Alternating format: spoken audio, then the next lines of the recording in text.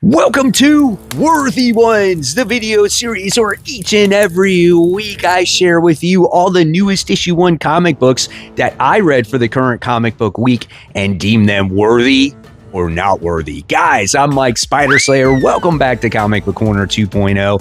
If you love daily comic book content, you like me helping you make decisions on what comic books to buy, you came to the right place. Hit that subscribe button. You're not going to be disappointed. Before we get into this week's show, 2 episodes ago, I was doing a giveaway for this adult coloring book, and I called it the Epic Giveaway. And the winner of this contest wound up going to Frost Fire Pyro, if I remember correctly. So if you did win, my email is in the description box below. Make sure you email me so you can claim your prize. All right, guys. So with that being said, let's get started. The Terminator Santa Claus is coming to town. This is issue 1. This one is 40 pages for the price of $6. Now, I did pick this comic up because I was like, it's the Terminator and he's kind of like dressed up as Santa. Like, it definitely intrigued me, right? And so what I was hoping for with this comic book was some stellar artwork, some awesome like murder scenes and stuff like that. And I just wanted to see like how the Terminator and Christmas go hand in hand with each other. So $6 for this comic book. It is written by Paulina, can't say the last name, and the art is done by Kendall Good. Now, when it comes to this particular issue, this is like almost a kid's illustrated comic book. The art that is inside does not match the covers that are offered. So here we get to see the interior artwork here. When you get a Terminator comic book, you definitely want a more, detailed artwork and not some like little kid's book. And that's kind of like what we were getting at here, right? So I was like, oh man, this is like disappointing to look at. And when the Terminator does like get some damage, this is like the best you get, right? So I was kind of disappointed with the artwork inside. And what did this book actually have to offer when it came to the storytelling? Well, when it came to the storytelling, we wound up getting to see a Terminator go after this group of people. They've been spotted by Skynet, and these people were retrieving some type of weapon, and basically a battle happens. And if you've watched Terminator, the movie, it's very cliche, right? And it's very predictable. So I would say at the end of the day, this book is not worthy. Yeah, it's not worthy whatsoever because there's other books that you can buy, right? Obviously, that are ongoing series. And if you're looking for a cool Terminator book with awesome artwork, it doesn't deliver here. Like when you see Terminator, and I wound up getting this cover right here. When you see Terminator, what do you want to see? You want to see that killer art style, that cybernetic robot. You want to see guns blazing, bullet shells flying in the air, and you just don't get that here. And so it's just definitely underwhelming. And we're just learning about some person that's older, how they used to celebrate Christmas. I don't really care because as a character, this is the only time I'm ever going to see you. So unfortunately, this book was a D for me. Definitely one of those ones that you can pass up and maybe pick up something else. Cyberarchy, this is issue 1, published by Mad Cave Studios. It's a 32-page comic for the price of $5, written by Matthew Hardy. The art is done by Clark Bent. Now, when it comes to the artwork, it's very unique. It's a little bit different. You get the birth of this brand new robot by the name of Ash. Now, at times, I thought the artwork was very creative. It was something a little bit different, and you get to see these robots on this big gigantic cruise ship. You learn about these robots, kind of like where they came from and how they serve the humans, but then they just decided to give up on the humans and live on their own, and then eventually the human species actually dies. So I actually liked learning about that part of the story, and you kind of get to see the point of view of Ash learning about the robots and how things work, right? But there is a very interesting twist at the end of this comic book that makes it kind of interesting, right? However, at the end of the day, this book, unfortunately, is not worthy. Yeah, guys, it was a good story, but it doesn't seem like it's going to be like a continuing story. And when you read it, by the time you get to the end of it, you're like, oh, is that it? Is that the last time we're going to see this particular character? And even though it was kind of cool, it's just something that I can't see putting on my pull list on a regular basis because there's just so many books right now, and these books almost have to be like A plus material books, maybe B material books, and there just quite wasn't enough here to sit there and go, oh, I'm going to continue. So even though this particular issue wasn't horrible or bad in any stretch of the imagination, actually very creative, I will not be continuing it. But I did give this one a C plus. It was very interesting, and if it had to do, I think, with this main character the whole time, learning and adapting to the way the robots live, maybe I would have continued it. But it seems like it's going to be one-shot storytelling. So I guess this part of the show, you can say that this is like the sorcery part or the magic part. And this is Marvel Comics, Wiccan, Witch's Road. This is issue 1. 32 pages for the price of $5. Now, Wiccan doesn't get like miniseries. You always see him in like Young Avengers or team ups, and he's with Hulkling or he's in space or something like that. So I was kind of curious to see, what does he have here to offer for the readers as like a miniseries or ongoing series? I don't even know truly what this is. But I wanted to try it. So this one, it was written by Wyatt Kennedy, and the art was done by Andy Pereira. Here is the interior art on some of the pages here. And this does come straight out of the pages of Imperial. So if you read Imperial, you kind of know what was going on with these two. I think they were like trapped in space, if I remember correctly. And then Wiccan came up with a type of shield to protect these two. And then they wound up, I don't know, maybe they fell to Earth or wherever. I'm not 100% sure. But that's what you got here. And so now they're both severely injured, right? Hulkling is. And then Billy in here is actually has no powers. He has no magic, right? And he tries to find this witch that might or might not help him. So they basically go on a witch hunt, right? And there wasn't a lot of action. There was a lot of setup, a lot of talking heads going on in here. And what this book did do was it really showcased the relationship between Hulkling and Wiccan, in case you never knew that these two were together.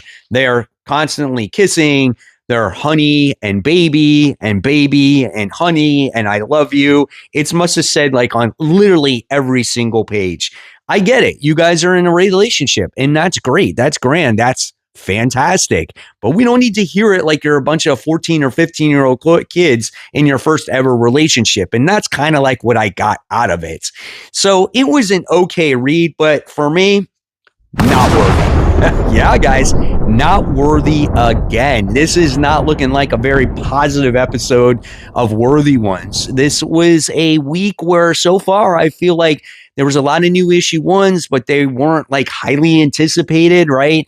And you kind of give these books a try, and they either are a hit or a miss. And this one was a miss for me. And I wanted something a little bit more out of it. Again, it wasn't the worst thing I ever read, but I'm tired of reading mediocre Marvel comic books. And that's what this seems like. If I wasn't like blown away after the first issue, or at least have me interested, like I'm not going to continue. So I wound up giving this one a D plus as well. Just definitely something that was very lackluster in my opinion. So the next book that we're talking about that's sorcery or magic based is Marvel Comics Doctor Strange. This is issue 1, legacy numbering 451, 32 pages, $5, written by Derek Landy. The art is done by Ivan Forelli here. And honestly, when you open up this book, the artwork looks pretty darn good. Like I absolutely love the opening page here with Doctor Strange and just all his sorcery and magic. And it's it's awesome, dude. I loved it. And then you get to see the crows on that next page right there. And Angela's in this book, which interests me as well. I think she's a kind of a cool character that's very much underutilized, right? And we get to see a team up with these two as they wind up going to another realm, and they have to take on another type of wizard-like character that was kept in this coffin, but even though he's in this coffin, he's still a threat. So they feel like they need Doctor Strange to open up the coffin, decapitate this creature. Well, obviously things go south. And when you have the opportunity, it's like every other like movie. When you have a opportunity to take down the enemy, take it down. Don't try to negotiate with it. Don't screw around with it. And it's just hilarious. It's a very like almost predictable plot. But at the same time, even though there was some action at the end, this book just was not worthy. Yeah, it was a lot of setup. It was really boring. I don't think it was paced well. It was predictable. And listen, I'm not going to lie. I try to go into every single comic book with open eyes and try to give a character that I may not like that much and say, you know what, this could be the book where I actually like this character. And it has happened before. Like when you had Donny Cates' Thor, he changed that character around for me to where I really enjoyed it. Al Ewing, when he did Immortal Hulk, I was like, wow, this is so different. Like, I really enjoyed it. And so that's why I do give all these books a different chance, because you never know which one is going to hit. But this one did have, it was behind the eight ball, right? I'm not a big Thor guy. I'm not a big Asgardian guy. I'm not a big magic guy either, and a Strange guy. But I think when it comes to Scarlet Witch being the Sorcerer Supreme and getting Doctor Strange his own series, and you got Wiccan here, I feel like this is all going to lead into some kind of big magic event. I can see it coming now. Like, it could be the next event in 2027. Shit, maybe even 2026 at the end of it all. But I just could not get into this one either. So this one was kind of just a slow burn for me. And once again, guys, it was not a worthy comic book, and I am going to give this one a C-. It did have some entertaining stuff. It had good artwork. I liked Angela in it, but just not enough to, again, continue this series.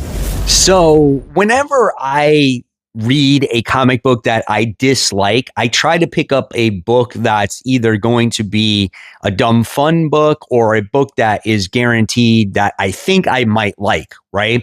And just when you thought that I seen my fair share of magic and Doctor Strange and everything, I started to read Hulk Smash Everything. This is issue 1, 32 pages for the price of $5. After reading Doctor Strange, I'm sitting there going, okay, man, I'm going to get myself out of this funk. And Doctor Strange shows up and I'm like, gee whiz. Writer is Ryan North and art is done by Vincino Karate. The artwork was good though in this book. Like, check out Hulk, man. He looks freaking sick. Like, he's really ready to kick ass and take names here. And I just really enjoyed that. You do get to see the leader in the book as well, which I thought was awesome. And there is a decent amount of action. Now, do I think Hulk smashes everything is the case in this entire comic book? Not really. But nevertheless, it was kind of a cool battle between, yes, Hulk and Doctor Strange, right? So just when you see the Cyric bands and all these other different little sayings that he says is over, you're going to get it here in this Hulk smashes everything type of comic book. You get to see, obviously, the setup that happens here on how Hulk ends up in the place that he does. How does he get out of there? That we're going to have to read to find out. But I just love the old school style of Hulk in this comic, because he's like, Hulk smash this, Hulk smash that. Hulk is the strongest one there is. Stupid person, this and that. So this book was worth. I loved it. I thought it was great. I think this was a very fun book. And it was that book that sat there and kind of changed my mood around when it came to reading comic books so far this week, because these are the first 7 books that I read. And I hate reading books that are not worthy because it puts a negative mindset. And so I needed this one to turn things around. And it started off a little rough with Doctor Strange, but it ended up okay, right? So at the end of the day, I'm going to give this one a B. Listen, it wasn't the best thing ever, but if you want classic Hulk, if you want Hulk smashing stuff, you're going to get that in this comic book. Ultimate Universe, 2 years in. This is issue 1. This is a 40-page comic for the price of $6. Now, after year 1, I really love that comic book because we learned about Nick Fury, how he was a life model decoy. The council kind of like tortured him, and it was a very interesting book, and it was really tied in to what was going on in the time, right? So issue 2, I was like, okay, here we go. So this one was written by Alex Packnell, Denise Camp, and the art was done by Javier Peludo, Phil Noto, and Francisco Manna, and Lee Ferguson, Pat Bow. There was a ton of artists in this book, okay? And this artwork can throw you off because there's different situations that happen in the actual book where it comes to the introduction to Cosmic Daredevil. Yeah, that's right. You heard it right. Cosmic Daredevil. Most of the book, I feel, is done by Phil Noto's artwork. So if you're a fan of his artwork, you're going to like it. Personally, I'm not a fan, but there are some good pages in this. Like, I love this page here with the Celestials. I thought that looked really good.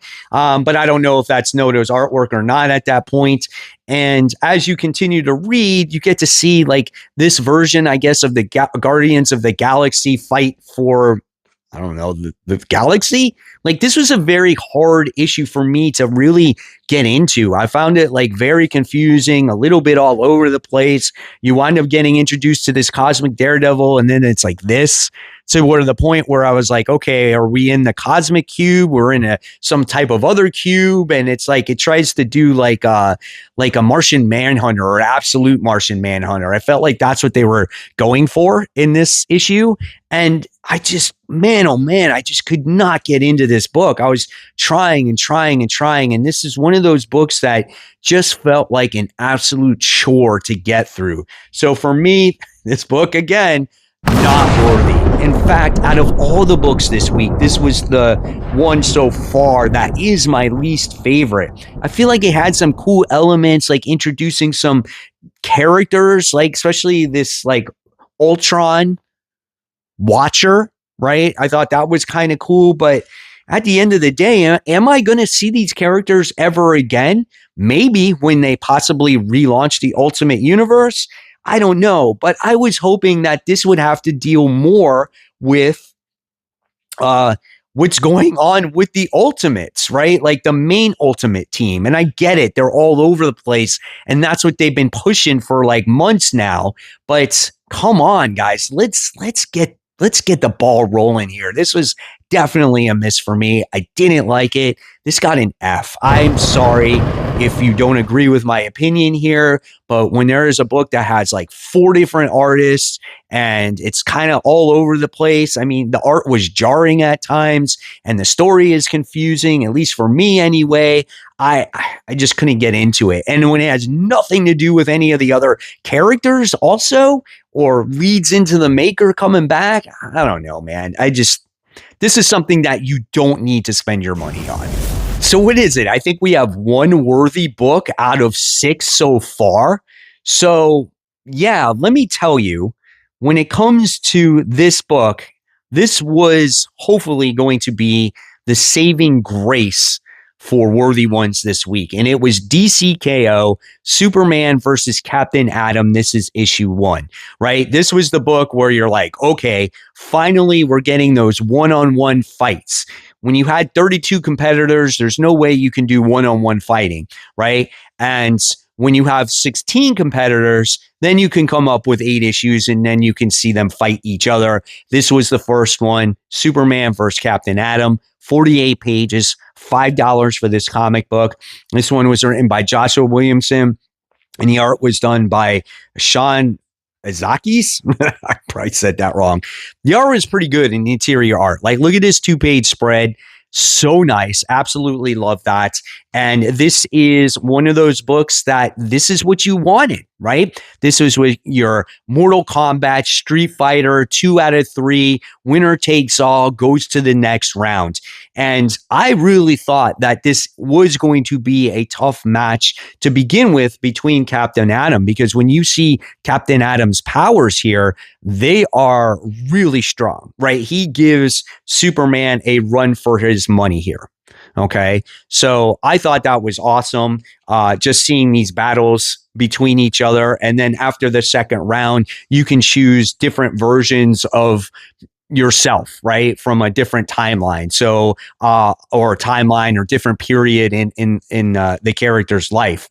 And this was a very predictable issue. A lot of people are picking Superman to win the tournament or go very far. You're not going to see him lose. So this is one of those things where, you know, if he did lose, it would have been a surprise, right? So I don't think anyone is really picking Superman to lose this fight, but just seeing the fight that happens and seeing the corruption that happens to Captain Atom was very impressive. And I like how this just wasn't a straight up fight. There is conversation going on. Superman being the voice of reason, and in so many ways, this book is absolutely worthy. And this is the book that was the saving grace for Worthy Ones. It lived up to the hype, and I can't wait now to see the other battles take place in the DCKO universe. So if you were jonesing for some action fun, this is definitely it, guys. And I wound up giving this one a plus. Really good. Even though it's kind of predictable, you know what's going to happen. It was just a straight out awesome fight, and seeing different versions of these characters and making it a video game style was so much fun. So definitely going to be checking the other 7 fights, and it's a good time to be a DC fan. So there you have it, webheads. There are all my thoughts and opinions on this week's newest issue 1 comic books. Do you agree? Do you disagree? I know it's kind of a negative week, and I don't like being negative, but I am being honest. If a book is not going to capture my attention here, I'm not going to continue to read it, because obviously there are so many books out there, and they're just some next level books that, you know, capture my interest compared to some of these mediocre books. So let me know your thoughts in the comments below. I'll leave you more content right there for you to check out. Let me know how I sound with this brand new mic. Do I sound better? Is there less background noise? And as always, guys, support the local comic shops. Keep buying, keep collecting, but always remember, read your comics so we can have great comic conversation just like we did today. Guys, I'll see you on that next video. Take care. Bye.